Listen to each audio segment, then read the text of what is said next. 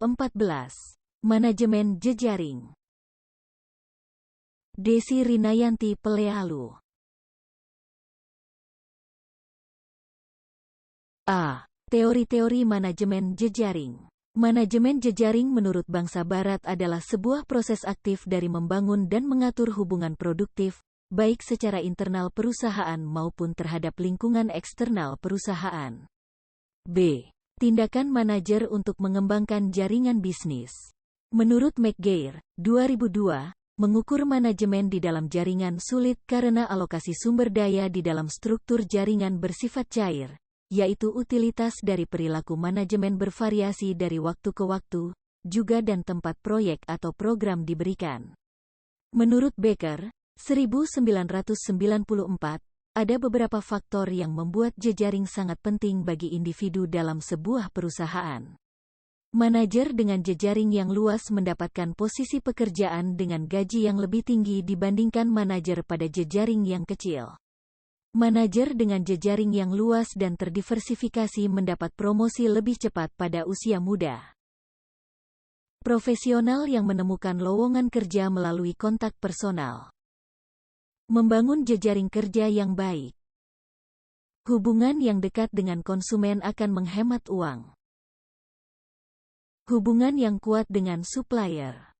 Membangun hubungan, keahlian interpersonal, dan komunikasi dibandingkan keahlian teknis. C. Mengembangkan jejaring bisnis dalam sebuah organisasi. Round, 2010, cara mengembangkan jejaring bisnis dalam sebuah organisasi adalah melakukan social computing, yaitu mengatur orang tidak dengan pendekatan klasik, tetapi dengan menggunakan software dan grup assisted business process. Computation berarti menerapkan beberapa prosedur yang jelas untuk memecahkan masalah tertentu. Peran dari software dalam social computing adalah mendukung cara orang berinteraksi satu sama lain. Software membantu orang berkomunikasi, melacak interaksi dan hubungan mereka. Membangun jejaring dengan menggunakan alat yang disebut social computation, membangun jejaring memerlukan hal lain selain daftar kontak yang dimiliki. Perusahaan berusaha mendapatkan konsumen dan mempertahankan konsumen tersebut, serta berusaha menumbuhkan value dari konsumen terhadap perusahaan. D. Lingkungan jejaring sosial. 1. Struktural social capital. Berfokus pada peran, jaringan, koneksi, dan subjek lainnya. 2. Relational social capital. Berfokus pada elemen dari kepercayaan, norma sosial, reputasi, dan identifikasi. 3. Cognitive social capital. Berfokus pada konteks yang dibagi dan tujuan, seperti bahasa yang sama, nilai, lingkungan bersama, pengalaman sosial, pembagian tugas, cerita mengenai sejarah, dan kepemimpinan. 1. Bagaimana menciptakan jejaring yang berkelanjutan di dalam perusahaan? 2. Jelaskan mengenai manajemen jejaring. E. Komunikasi sebagai elemen penting dalam mengembangkan jejaring. Model dasar komunikasi terdiri atas hal-hal berikut. Ada minimal 2 orang yang melakukan komunikasi, seseorang menjadi pengirim pesan dan yang satunya adalah penerima pesan. Ada stimulus dan motivasi. Stimulus adalah pengirim harus merasa terangsang untuk mengirim pesan, baik secara internal maupun eksternal untuk mengirim pesan. Proses decoding dan encoding. Encoding adalah proses membentuk pesan dalam bentuk tertentu untuk dikomunikasikan. Decoding adalah proses yang diterima penerima pesan dalam mengartikan pesan yang dikirim. Frame of references adalah proses mengencoding dan decoding sebuah pesan.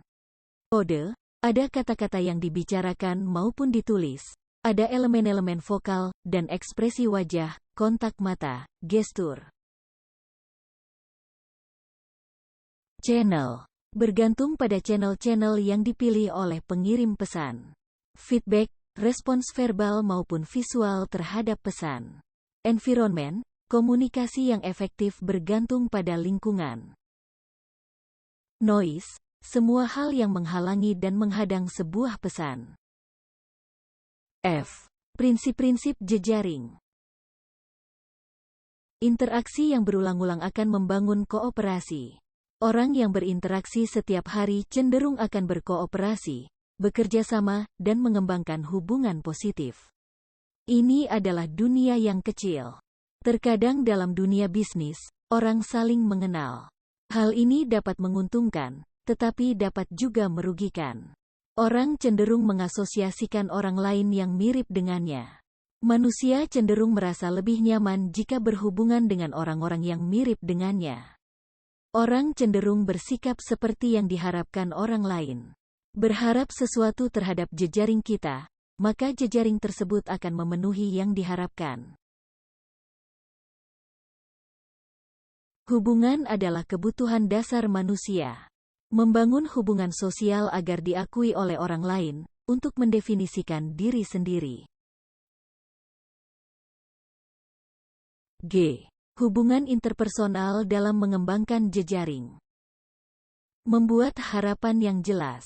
Suatu hubungan akan berjalan baik jika kedua belah pihak menjelaskan hubungan yang ingin dibangun sejak awal. Kealamian hubungan timbal balik dari sebuah hubungan. Hubungan interpersonal bersifat timbal balik, yaitu perbuatan baik seseorang terhadap pihak lain akan dibalas perbuatan baiknya terhadap pihak lain itu. Kepercayaan. Kepercayaan menjadi hal terpenting dalam membangun jejaring. H. Hambatan-hambatan dalam mengembangkan jejaring. Tidak ada tujuan dalam sebuah hubungan. Tujuan yang membingungkan. Tidak ada rencana dalam hubungan. I. Membangun hubungan dengan konsumen. Secara sederhana, tujuan dari setiap perusahaan adalah mendapatkan, menjaga dan menumbuhkan konsumen. Berlaku bagi perusahaan profit maupun non-profit. Beberapa alasan mengapa customer value harus selalu ditingkatkan. Semua konsumen di seluruh dunia dan di semua segi kehidupan ingin dilayani secara individual dan personal. Semakin lama sebuah bisnis akan semakin sederhana. J. Cara memecahkan masalah dalam jejaring.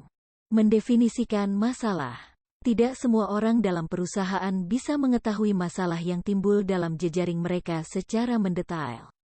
2. Melakukan riset dan menganalisis masalahnya. Cara riset juga cukup efektif untuk memecahkan masalah. 3. Membuat daftar cek masalah. Buat daftar kriteria untuk panduan bagi seluruh anggota tim dalam mencari solusi. 4. Membuat daftar alternatif-alternatif pemecahan masalah.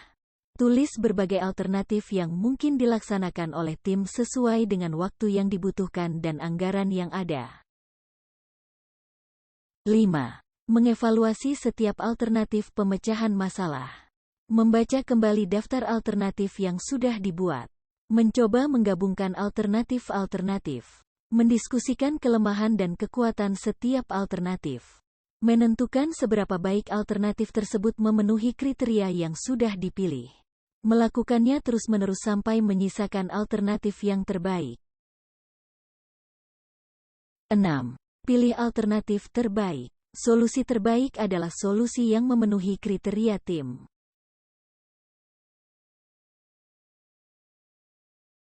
Mengapa dalam perusahaan harus ada manajemen jejaring? Terima kasih sudah mengikuti materi hingga akhir, dan sampai bertemu di materi berikutnya.